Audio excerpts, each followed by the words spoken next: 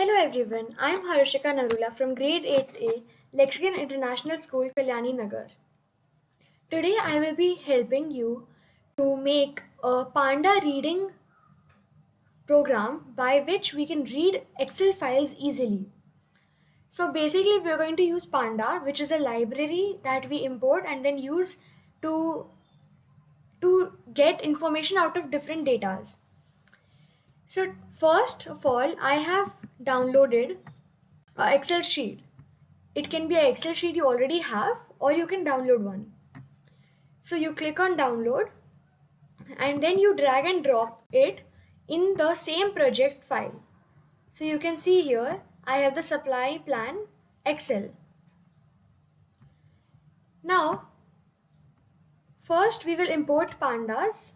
You can either directly import pandas or you can use as PD.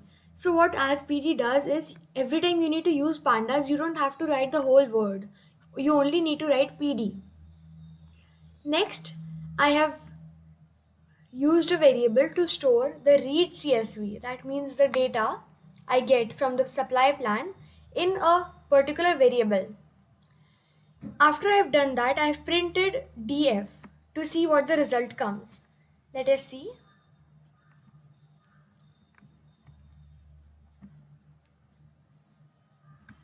So as you can see, this is the result that I get.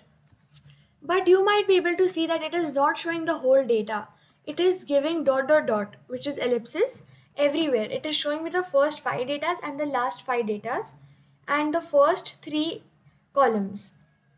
But if I need the full data, I can use df.toString. So what df.toString does is it basically tells the data that it basically tells the computer that we need the whole data. We don't want parts of it or we don't want a general idea of what it is about. We want the full data. So for that we use toString function. As it is a function, we put brackets at the end. I have directly printed it. If you want to store it, then you can write variable, for example, x,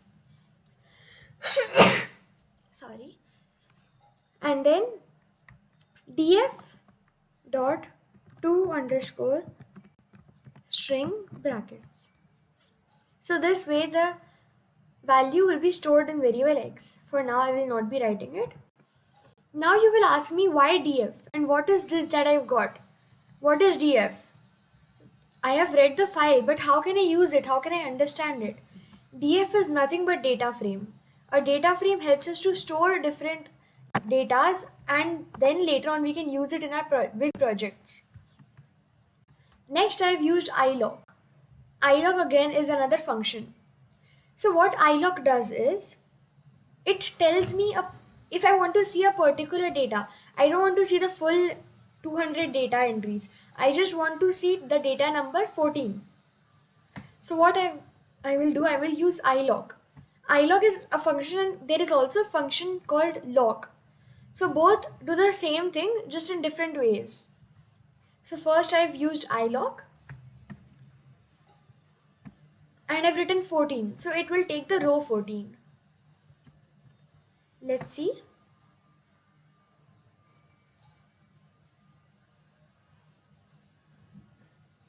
So this is what we got first. Then this is when we used the toString data. It also showed us the columns and what we got.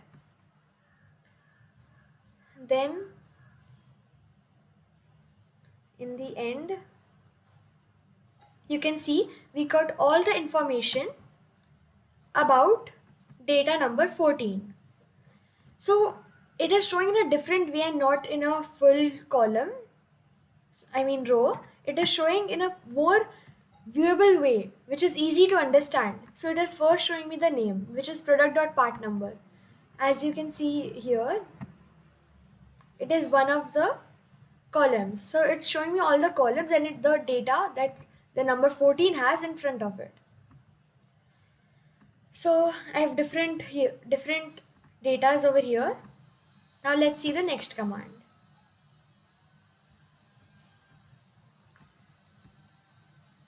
Now it is saying print quantity. Quantity is just a thing that I've written. It does not, if you don't write it, it does not give an error. And then I have def.iloc 14, 6. So now, what does this mean? 14 is the row 14, that we can understand. But what is 6? It's not the ending number, I know it is not the starting number. It is the column 6. So I need all the data from row 14 to column 6. Let's see if we got that.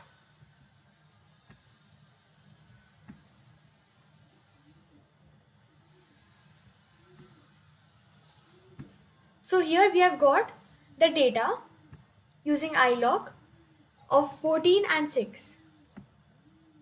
So what does iloc mean? I've written it in quotes. You can also read it and I'll also explain it. So whenever iloc, we give iloc, as I told you, it gives the row and column. So it gives the index position. And then row iloc position gets or sets the value specified index. So the specified index that we give, the specific index like 14 and 6, that is a specific index that it gives me. And if I just write that, it gives me the 5 entries. So as you can see here, iloc is giving me 5 entries. 0 to 4, which is 5. And then in the ending, it is giving me the total number of rows and columns. It is telling me that you have 5 rows because I have written 6 over here and 11 columns. But as I only have 11 columns, I don't have 14 columns. So that is why it is showing me the number of columns I have. Then next I have used a head function. So what does head do?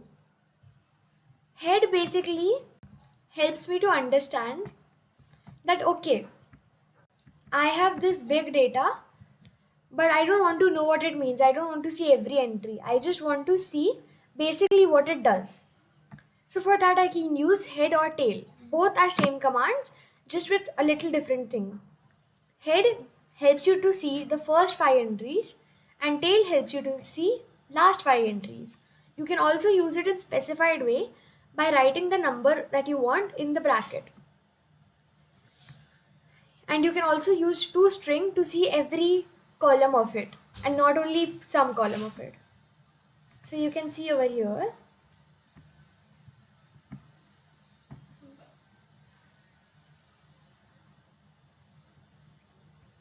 First it is showing me the data of first 5 entries, but it is not showing me the full data. Not all I cannot see all columns. I can only see 3 columns. But the next time I write with toString, I can see all the columns. Same with tail. Same with the tail function. First I can see the last 5, but not all columns. And later when I use toString, it is showing me every column. And then with specified, as I told you, if we want it specified, we can write how many we want. I want 3. So it is showing me the first 3. If I write 10, it will show me the first 10. Next, there is a function called shape. So what shape does? Shape helps us to understand how many rows and columns are there in the particular Excel sheet. So you can see here it is giving me 120, 11, which is number of rows and number of columns. Next I have written def.shape square bracket 0. Now what does this mean? We know that in computer, every time we ask for the data of a particular list or anything, we have index starting with 0. So the same thing is here. Row is defined as 0 and column is defined as 1. If I change it to 1, I will be able to see the columns. I'll show you.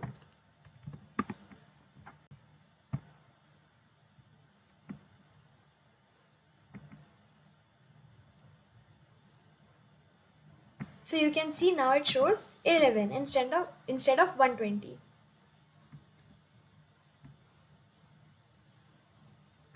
Now there is def.info. I said okay, I found out what the first 5 data is, last 5 data is. I found out what it means, but I still don't understand what it is about. I don't understand what is the main objective of it. So then I use info and describe. Now info and describe is not necessarily for the maker, the person who is making the website. It is also for the user. If I want the user to see what this website is about or what this Excel sheet is about, then I will use info. And then when the user opens the Excel sheet or website, they will see the range index, which is nothing but the rows, which shows 120 entries starting from 0 to 119. And then it shows the columns, and then it shows all the name of the columns, and then it shows not null count and D type. So we all know what is columns. Now what is not null type? Null means nothing but 0. So not null type means the entries which are not 0, which have an actual value, which are not empty.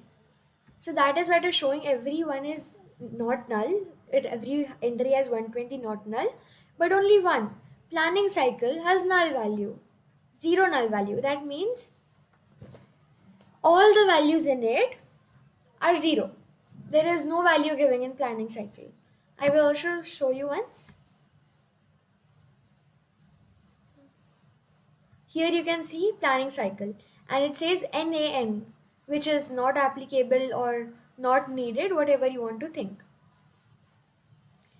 And then later we have all the 11 columns, and then it tells us some normal. Now what is object? Sorry, what is D type? So D type is nothing but there are three types of data type. So the three type of data types are integer, float, and string.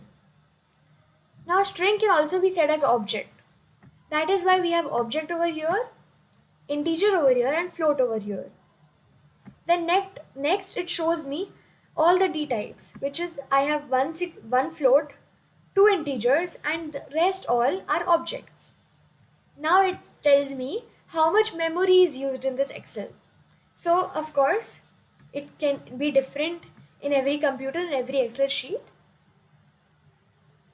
And then none. So now let's see the next. It is df.describe. Now what is df.describe? df.describe is nothing but it also similar to df.info. It describes mainly what is in the Excel sheet. So you can see it is giving me count, mean, STD, minimum, and a few more values. I will explain what it means. So it is giving me 3 random columns. So you can change it, but it does not matter because it's only a testing file, so I've let it be. First one is duration, second one is quantity, and third one is planning cycle. Planning cycle is the one which was empty. So first is count. So it is telling me how many entries are there. Duration of course has 120, so does quantity because all the datas are not null. Next is mean. We all know what mean means. Mean means average. So the average that is 1. In quantity it is 288. Then STD 0. STD could mean standard, or you can say it is like mean, median, and mode. It's something between mean, median, and mode, which will help us to understand the data more. Next we have minimum. So which is the minimum value given over here? It is 1, and so is the maximum value. In quantity, the minimum is 18 and the maximum is 350, and in planning cycle NaN, which is there is no value, so it cannot give us more information about it. Next we have 25% of the entries. What are 25% of the entries? Of course in duration everyone is 1, everything is 1, so it is telling 1 is 25%, 1 is 50%, and 1 is 75%. In quantity there must be a lot of 350s, that's why it is showing 350 in all of the entries. Next I have changed the percentiles. Now as you can see here it is 25, 50, and 75. Then I have made it 7, 30, and 50. How did I do that? Inside the bracket I wrote percentiles is equal to square brackets and all the entries that I want. But you'll ask me, but here it is 0.3 and here it is 30. How so? That is because percentile is seen by seen by multiplying it by 100. So when 0.3 is multiplied by 100, it gives 30. When 0.07 is multiplied by 100, it gives 7. Now this was described. Next you will see columns. So columns, df.insul bracket, df.columns, what it does basically, it shows me all the columns I have. Right now, as I was telling you about planning cycle, I had to go straight up to show you the planning cycles. Instead, I can have it right over here. So when I print it, it gives me all of the columns. Next I have df.insul.sum. Now what does it do? It basically shows me all the columns and it sums all the not null values. Now you can see the result that we get. Everywhere it is showing me 0 null values. In planning cycle it is showing me 120 and at start date it is showing me 13. So actually in start date I have done it by purpose because that will be easy to understand if we have some null values except from full null values. Next, let us see. Yes, so this is where I have made a copy of it and I have put 12 values, 0 to 12 in start date is equal to null. So that is why it shows me 13 null values. Next I have used lock. Now what is lock? Lock basically gives me it gives me permission and it helps me to see all the data I want in the perfect order that I want to see them in. So I want the duration and start date, only duration and start date. I don't want planning cycle, I don't want anything other. I only want duration and start date. And I want it 25 to 50. So you can see the result over here.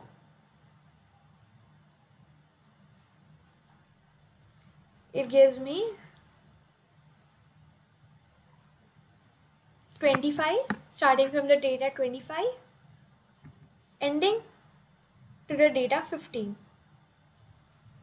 Same thing can be done in many ways. So over here I've used toString, that is why it shows me the whole data. And the next time when I've done it, I've not used toString, so it does not show me the whole data, only 3 columns. Then next we have printed the shape. Let us see what we got the shape as.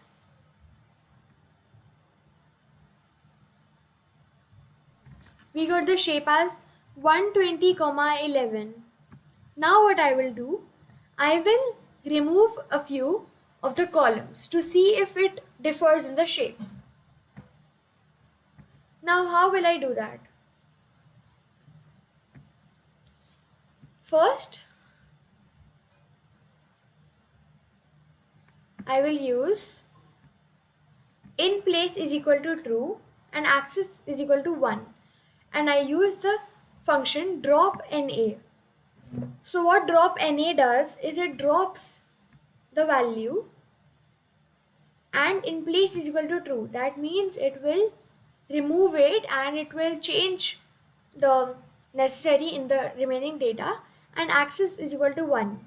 Now as I told you, 1 is column and row is 0. And then I print the shape again.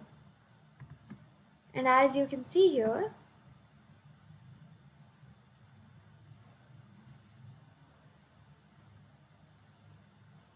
one minute, it will show us a different column. So first it shows us 120,11, which was the original, and the next I have used, and then it shows me 120,9. Now I have been doing these in copies. Now what are copy? Copy is nothing but when I make a copy of something. How do you make a copy of something? You, word to word, line to line, letter to letter, you exactly make a similar object of it. And then I can use the object, so it won't affect my real file. Now I have done a few things using the same ways. I've took out some sums, I've took out some means, took out medians of quantity, modes, and then using fill NA, what I've done is I've put the average value, which is M, which is median, and in the empty values of quantity, I have filled them with the mean or median values.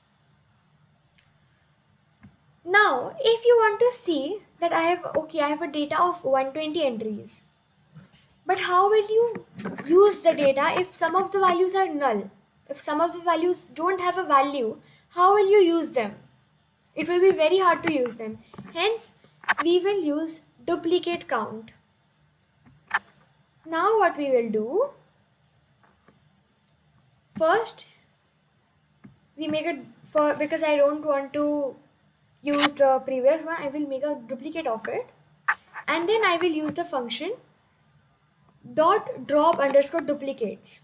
So what it does is, if I have 100 datas, but it could be these 100 datas are about marks in a particular subject. It could be that two students got the same marks in the subject, but I don't want to calculate both differently. I want to calculate each number only once. So I will use drop duplicates. So it will drop all the duplicate numbers and duplicate datas that I have. So that is what it does. First it shows me I have 240 datas, but as I have added another duplicate of each one of them, and then it shows me the number of duplicates that I have using cdf.duplicated.sum. And next, when I remove the duplicates, it shows me this shape. Now in the end, this is the last function that we use to see the value counts. Like in quantity, I want to see how many people. Suppose I run a business now. I run a business of, suppose, mobile phones. I need to see how many people asked for how many mobile phones.